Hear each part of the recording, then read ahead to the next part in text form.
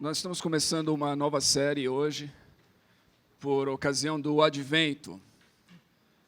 E o Advento é esse tempo de antecipação da vinda do Senhor, do nascimento de Cristo. No calendário da igreja, esse é o tempo do Advento. É o tempo antes do Natal. E é o tempo que nos aponta para o Natal e para a mensagem do Natal.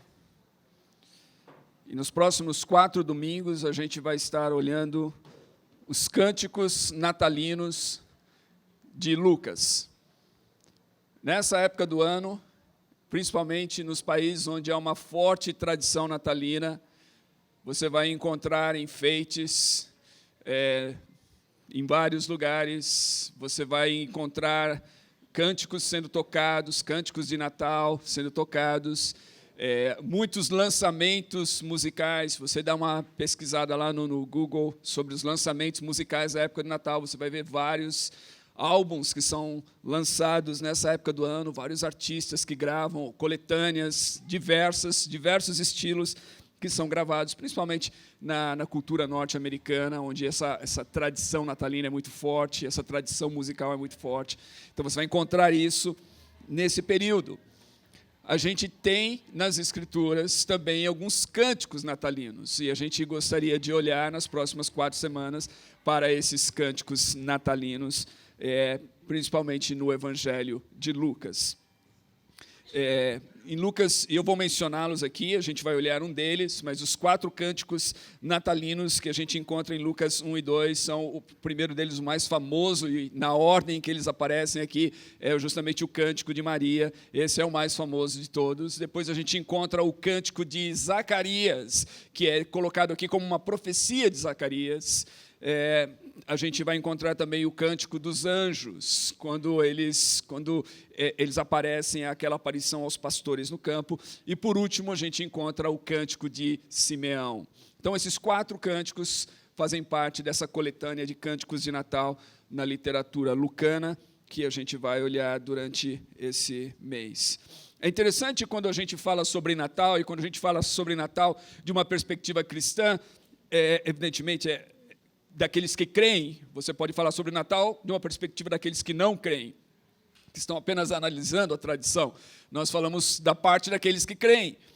E é importante a gente lembrar que o Natal, para aqueles que creem, para os cristãos, não é apenas um momento, um período do ano em que a gente volta a nossa atenção para uma história fictícia que aconteceu, era uma vez, em algum lugar muito distante e todas essas coisas.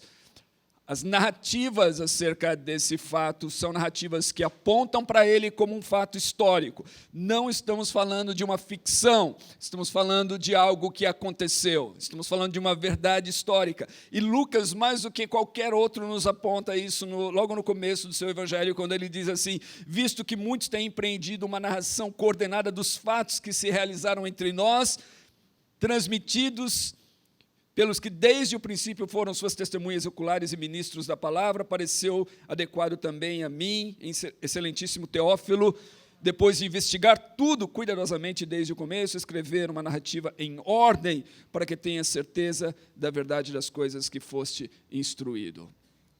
Então, nós estamos falando aqui de um fato histórico, nós estamos falando de testemunhas oculares, nós estamos falando de uma investigação cuidadosa, nós estamos falando de uma narrativa ordenada. Aqui é história, não ficção. Isso é importante quando a gente pensa sobre o Natal, quando a gente pensa sobre Jesus, é fundamental. Eu não estou disposto a crer e apostar a minha vida, toda ela, tudo que tenho, tudo que sou, tudo que espero ser, baseado numa ficção, mas num fato histórico. Um Deus que se fez carne, que andou entre nós. É isso que nós estamos falando do Natal. E é por isso que nós podemos ter esperança. Se a nossa esperança, como diz aqui em cima, se a nossa esperança, que é uma mensagem proclamada no Natal, estivesse baseada em ficção, em ilusões humanas, em histórias humanas inventadas, criadas com a melhor das boas vontades que fossem, eu digo para você, a nossa esperança estaria sustentada numa areia movediça, num terreno muito, muito frágil. Mas a nossa esperança, a esperança cristã, está solidificada em fatos, em algo que aconteceu, de fato, histórico. Deus se manifestou em Cristo, e é isso que nós temos diante de nós. Ok, rapidamente, as circunstâncias desse cântico. Nós, como eu disse, a ordem aqui, o primeiro cântico que aparece é o Cântico de Maria. Nós vamos olhar para ele na próxima semana. Hoje nós vamos ver o cântico de Zacarias, o Benedictus de Zacarias. E o título, evidentemente, Benedictus latino, vem das primeiras palavras desse cântico. E se você tiver as escrituras, eu vou apontar para ele. Ele está justamente no final do capítulo 1, a partir do versículo 67 do capítulo 1 do Evangelho de Lucas.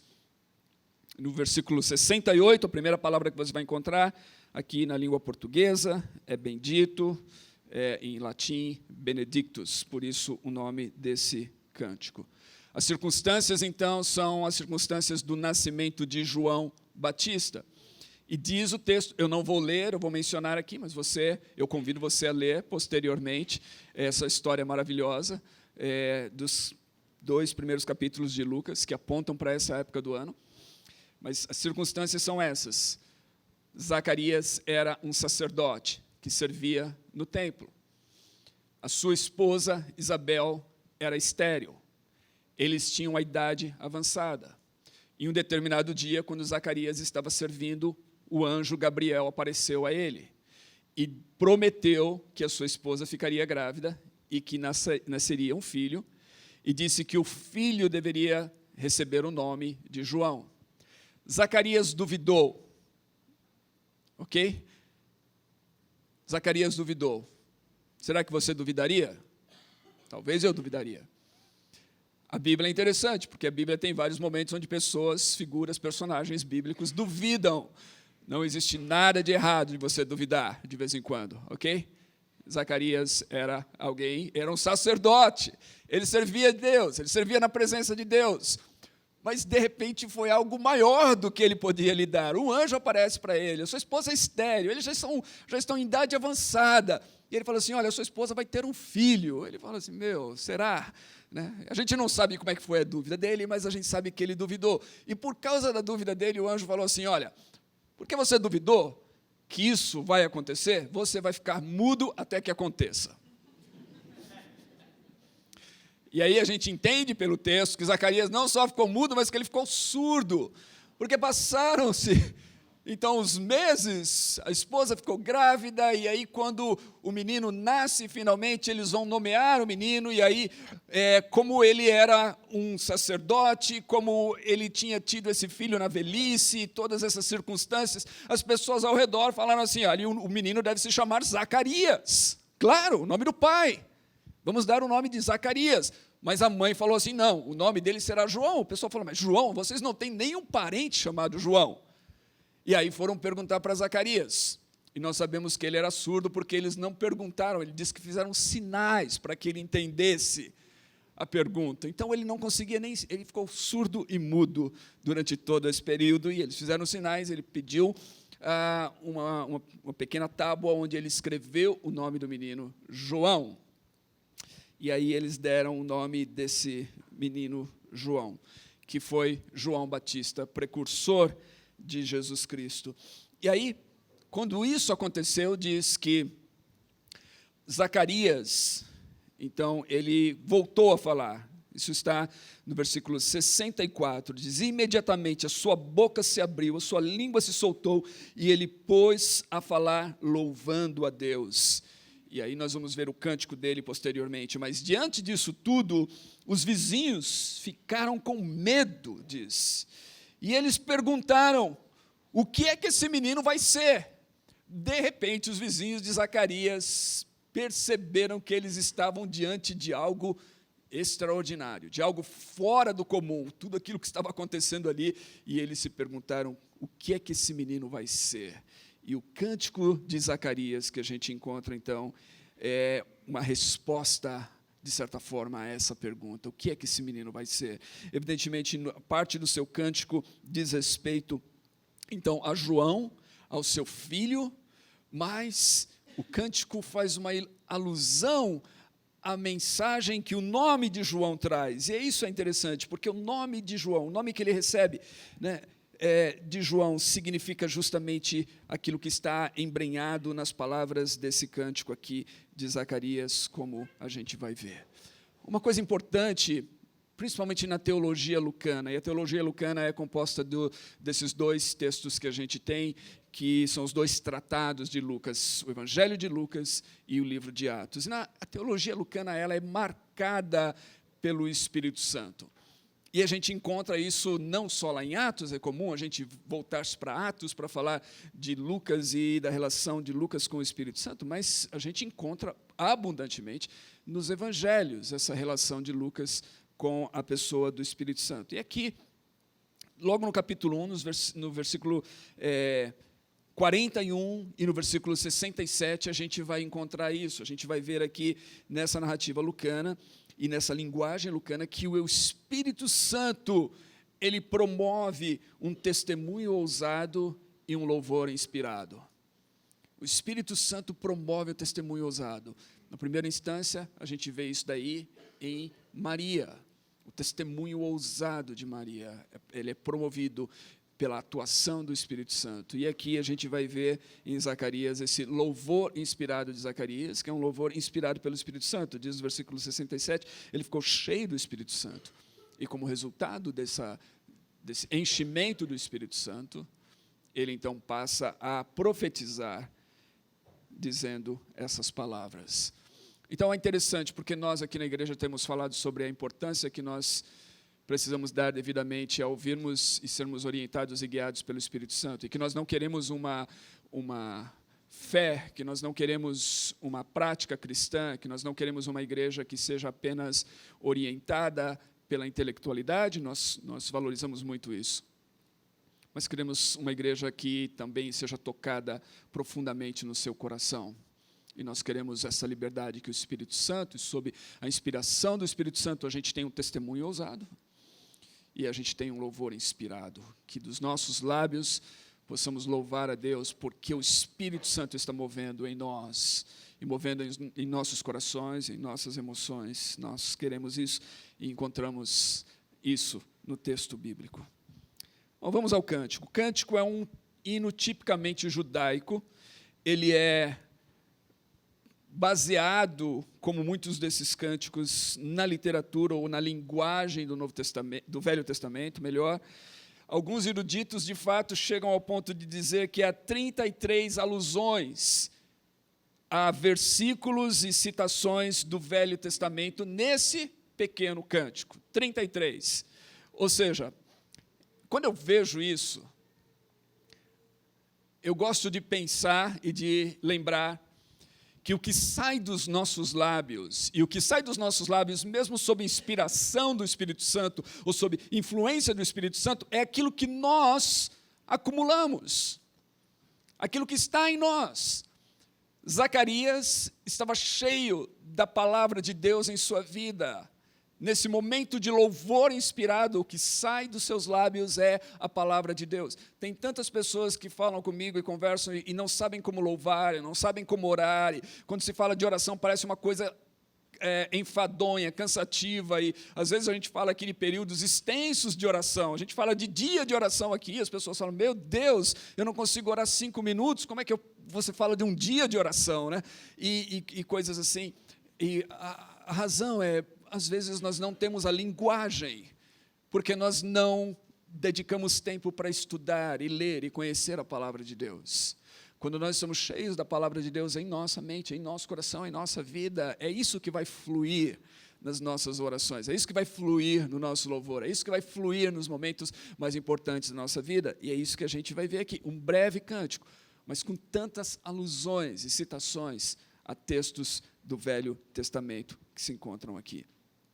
Ele é dividido em 2 partes. A primeira delas, do versículo 68 ao 75, fala do cumprimento das promessas de salvação de Deus. A segunda parte fala sobre o papel de João. Como eu disse, o cântico responde à pergunta: O que esse menino será? Então, a segunda parte responde essa pergunta: qual é o papel de João no plano de redenção, dos versículos 76 ao 79.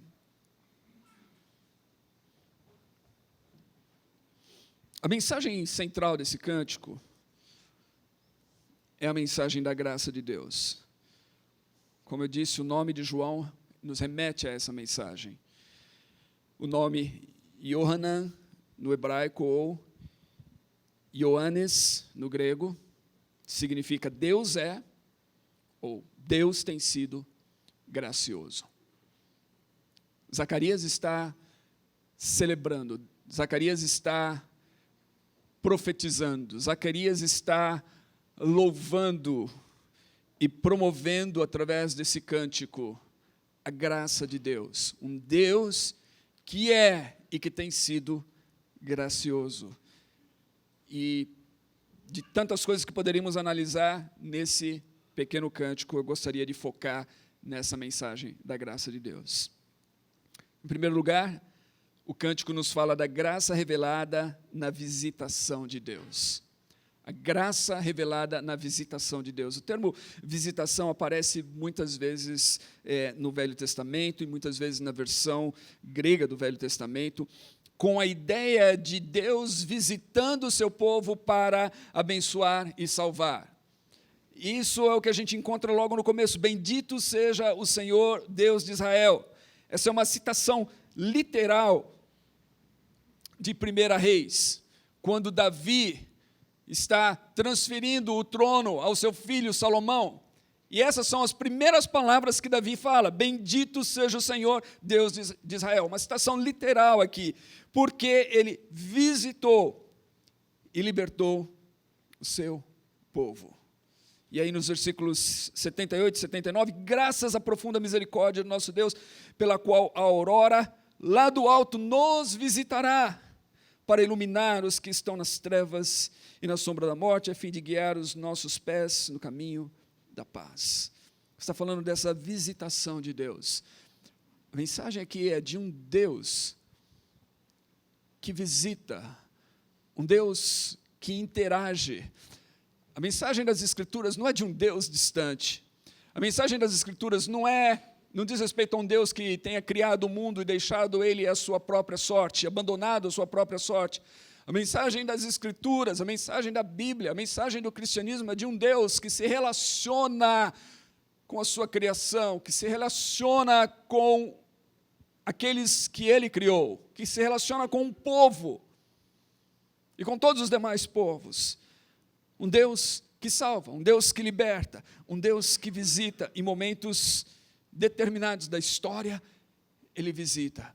E é interessante aqui que houve um longo período de silêncio até que isso acontecesse. E o silêncio é rompido aqui, pela manifestação de Deus. E quando esse silêncio é rompido pela manifestação de Deus, o que vem à lembrança de Zacarias é quem é esse Deus. Esse é um Deus que, por sua graça, visita o seu povo para salvar e para libertar e para abençoar. Esse cântico também fala da graça revelada de Deus na escolha de Israel. Há uma outra coisa que a gente não tem como escapar quando a gente lê as Escrituras, é o fato de que Deus escolheu um povo. Deus escolheu um povo. Esse povo é conhecido como Israel, povo de Deus. Primeiro versículo novamente. Bendito seja o Senhor, Deus de Israel. Ora, Deus é Deus do universo. Deus é Deus de todos os povos. Por que diz aqui Deus é Deus de Israel? Porque essa exclusividade em relação a um povo determinado. A gente encontra isso também como fruto da graça de Deus. Deus escolhe um povo para, através desse povo, tornar conhecido a sua salvação, os seus caminhos, os seus propósitos, a todos os demais povos. Então, a exclusividade desse povo não é para que permanecesse somente com esse povo. A exclusividade da ação de Deus nesse povo é, nas palavras de um teólogo, de um missiólogo chamado Michael Gorin, é que esse povo se transformasse em vitrine para as nações, para que as nações pudessem, ele estava olhando para o texto mosaico de Deuteronômio, para que as demais nações olhassem para esse povo específico, e o modo como esse povo estava vivendo com Deus, e pudessem ver nesse povo características atrativas, que levassem essas nações a dizerem: que povo é esse? Quem é o seu Deus? Olha a justiça que eles manifestam, olha só os seus caminhos, veja o modo de vida deles e como isso nos atrai. E eles quisessem então conhecer o povo de Deus e conhecer o Deus que formou esse povo, na verdade, o Deus que se manifestou. Então há uma graça. É bem interessante isso, que essa escolha de Deus, de um povo específico, não é porque esse povo era melhor do que os outros povos. E Deus fala isso: eu não escolhi vocês porque vocês são melhores, porque vocês são mais numerosos do que ou qualquer outra coisa. É tão somente graça e misericórdia de Deus. Então, essa graça, no versículo 69, diz: e nos fez surgir uma salvação poderosa na descendência do seu servo Davi. Literalmente, aqui no versículo 69, esse nos fez surgir uma salvação poderosa ele ergueu um chifre de salvação para nós. E a imagem aqui do erguer um chifre justamente a imagem da força física de um animal, um búfalo, ou um touro, ou um boi, né?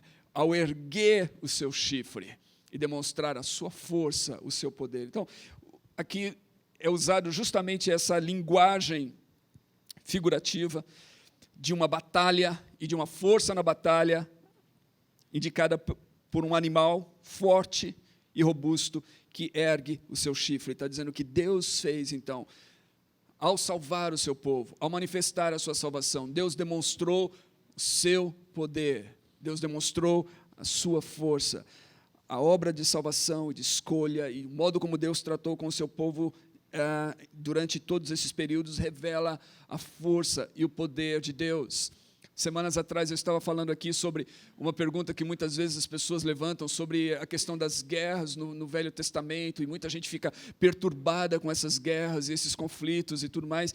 E eu estava lembrando, e eu espero que alguns estavam aqui, outros não, mas que a gente entenda que aquele era um período justamente de guerras, aquele era um período onde os povos guerreavam entre si, e povos conquistavam outros povos e levavam cativos, e todas essas coisas aconteciam naturalmente. Não é que isso não é uma exclusividade do texto bíblico. O que o texto bíblico, no entanto, diz é que Deus escolheu um povo para se relacionar com esse povo. E à medida que esse povo começa a se relacionar com esse povo começa a buscar o favor, a graça, a bondade de Deus, a proteção de Deus. E Deus, então, começa a agir por meio desse povo em muitas dessas batalhas. Vários outros povos faziam a mesma coisa. Eles também buscavam os seus deuses, eles também se curvavam, eles também ofereciam os seus sacrifícios. Deus está no meio dessas batalhas, por mais difícil que seja para nós, às vezes, compreendê-las e tudo mais, Deus está tentando manifestar através do seu povo, para todos os demais povos, que só Ele é Deus, que só há um Deus verdadeiro, que ao agir salvando, que ao agir dando vitória, que ao agir com essa poderosa mão, com a força do seu poder, por meio desse povo, Deus está tentando dizer a todos os demais povos que os seus ídolos não passam de ídolos, que eles deveriam se voltar para o Deus verdadeiro. É isso o que acontece em boa parte da história no Velho Testamento, quando a gente lê, e essas situações que muitas vezes nos deixam perturbados. Versículo 70 diz: assim como tem anunciado por meio dos santos profetas desde os tempos antigos, para nos livrar dos nossos inimigos e da mão de todos os que nos odeiam. É exatamente isso. A salvação de Deus, a libertação de Deus, revelando a sua misericórdia, a sua bondade, em um povo específico, que mostraria Deus para os demais povos no meio de todos esses livramentos e todas as ações de Deus. Versículo 72, para ser misericordioso para com os nossos pais e lembrar-se da sua santa aliança e do juramento que fez a Abraão, nosso pai. Aqui a gente encontra, então, aliança, a gente encontra Davi, a gente encontra Abraão, que são essas personagens centrais na narrativa bíblica no Velho Testamento. Abraão e Davi, e o conceito de aliança, o conceito de concerto de Deus, de pacto de Deus, de um Deus que faz com esse povo, de eu serei o seu Deus e vocês serão o meu povo. E Deus estabelece uma série de princípios para que eles possam andar. Deus faz aliança por sua graça, mas Deus estabelece uma série de princípios para que eles possam andar e preservarem essa aliança que Deus preservou por sua misericórdia, diz o texto aqui. E é interessante que nesse juramento a Abraão, a gente encontra exatamente isso que eu já falei para vocês. Deus escolhendo Abraão, Deus suscitando ali um povo, uma descendência de Abraão, para que fosse vitrine para as demais nações, para manifestar a sua bondade. Lá no chamamento de Abraão a gente encontra isso. Em ti, ou por meio de ti, serão benditas todas as famílias da terra. Era isso. O propósito de Deus era usar esse povo específico para levar a bênção dele, a salvação dele a todas as nações do mundo. Terceira graça que a gente encontra aqui nesse cântico é a graça revelada no propósito da salvação, o propósito em si da salvação. E aqui no versículo 24 a 25 a gente vai encontrar algo bem interessante. Verso 24 diz assim: de conceder-nos que, libertos da mão de nossos inimigos, o cultuássemos sem medo, em santidade e justiça, em sua presença, todos os dias da nossa vida. Esse é o propósito da salvação. Então, há uma graça revelada nesse propósito da salvação. Qual é a graça? Deus vai nos salvar, Deus vai nos libertar, e Ele vai fazer isso, livrando-nos dos nossos inimigos, para que nós possamos viver uma vida de serviço a Ele. O termo aqui, cultuássemos sem medo, é literalmente o termo de servir a Deus. Servir a Deus com as nossas vidas, com a nossa adoração, com o nosso culto, servir a Deus. E fazer isso sem medo. E diz aqui, em justiça e santidade, em sua presença todos os dias da nossa vida. É bem interessante, porque o que a gente encontra aqui é uma linguagem do Êxodo. Nesses versículos aqui, a gente encontra exatamente a linguagem usada na Torá para falar sobre o Êxodo, aquilo que Deus fez ao livrar o seu povo do Egito. Se você estiver familiarizado com a história, você vai se lembrar que várias vezes, quando Moisés estava interagindo com o faraó, pedindo para que o povo de Deus fosse livre, várias vezes Moisés usou a expressão, deixe o meu povo ir, para que possa adorar a Deus no deserto. Esse é o propósito da salvação. Liberte o meu povo para que ele possa servir, para que ele possa adorar a Deus. E aqui, então, essa linguagem, conceder-nos que, libertos da mão dos nossos inimigos, cultuássemos sem medo.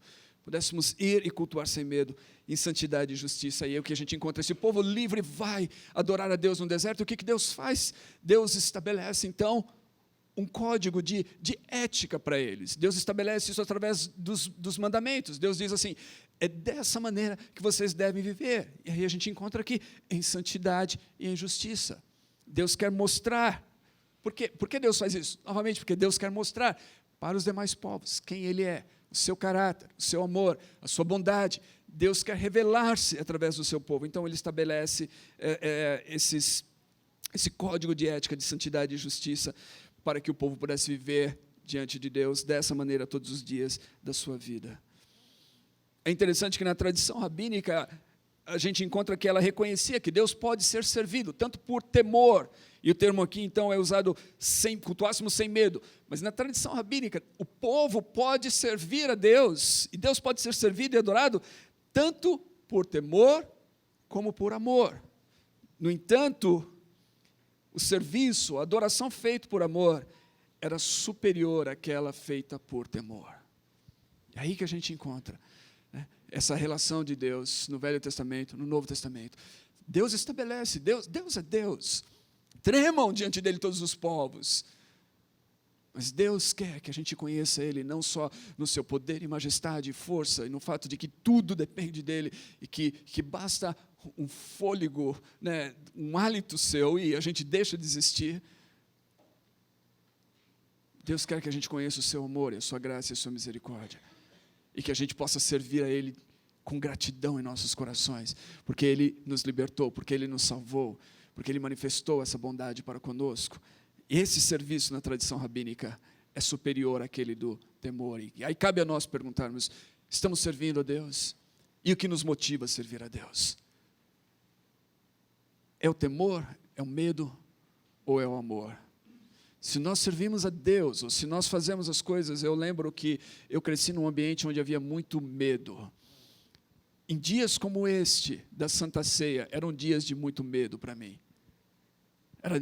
Eu não tinha prazer, eu tinha medo de ir à igreja por causa da ceia e essas coisas, porque falavam assim, olha, se você tomar a ceia e tiver algum pecado, você pode cair morto na hora.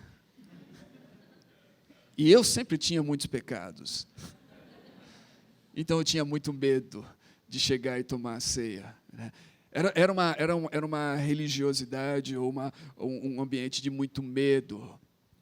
E eu lembro que, por exemplo, por muitos anos, e muitas pessoas, até hoje, muitas pessoas têm uma relação com Deus com medo. Então, e tem alguns pregadores, infelizmente, que exploram isso. E eles exploram isso até mesmo na área das finanças, por exemplo. Você já viu toda essa doutrina que é, muitas vezes, anunciada e pregada aí. Olha, se você não entregar o seu dízimo, você vai cair nas mãos ou nas garras dos gafanhotos do inferno. E aí tem aquela lista de gafanhotos do inferno que vão vir e vão triturar, e vão devorar, e vão acabar com toda a sua vida financeira. E aí as pessoas morrem de medo disso. E aí o que elas fazem? Elas fazem essa barganha com Deus. Eu vou entregar alguma coisa, eu vou fazer isso porque eu seja livre dessas atuações. E novamente, muito embora a tradição rabínica reconheça que pessoas façam isso, ela vai nos apontar um caminho superior. Ela vai dizer que o serviço feito por amor, aquele que é feito porque nós conhecemos Deus como um Deus de bondade, graça e misericórdia, que nós conhecemos a sua salvação e nós servimos a Ele não porque nós estamos com medo que Ele venha nos abater ou alguma coisa venha acontecer de mal conosco se a gente deixar de servir, mas nós servimos a Ele porque nós somos gratos a Ele. Porque nós somos gratos por sua bondade e seu amor. Esse serviço, ele é superior ao outro. Veja no versículo 79, diz aqui, para iluminar os que estão nas trevas e na sombra da morte. Ou seja, Deus faz tudo isso. Deus separa um povo, Deus traz salvação e libertação, chama esse povo para adorar e para viver de uma maneira especial, em santidade e justiça, todos os dias da sua vida. Para o quê? Diz aqui, para iluminar os que estão nas trevas e na sombra da morte. Isso daqui é novamente, nos faz lembrar de Isaías 9, o povo que andava nas trevas viu uma grande luz, aqueles que viviam na região da sombra da morte, sobre eles a luz raiou. E evidentemente o texto de Isaías está apontando para a vinda do Messias. Mas de certa forma o povo de Deus, ao viver debaixo dos preceitos de Deus, aponta para o Messias e aponta para aquilo que o Messias vem fazer. E quando o Messias vem, quando Jesus vem e olha e chama os discípulos e olha para eles, ele diz assim, ele não diz eu sou a luz do mundo, ele diz isso em alguns momentos, mas ele olha para eles e ele diz também vocês são a luz do mundo. É isso que nós nos tornamos nessa relação com ele. Nós fazemos parte desse propósito de salvação de Deus, de levar a salvação de Deus a todos os povos. Não que nós vamos salvar, mas nós levamos a mensagem, as boas notícias, nós levamos os efeitos da salvação em nossas vidas, nós levamos o que é uma vida salva para as pessoas ao nosso redor. E nós, no final do versículo, a fim de guiar os nossos pés no caminho da paz. A paz não é somente a ausência da guerra. Na teologia bíblica, a paz é a possibilidade da vida florescer, da vida ser exatamente aquilo que Deus planejou que a vida fosse quando Ele nos criou. Que a vida floresça.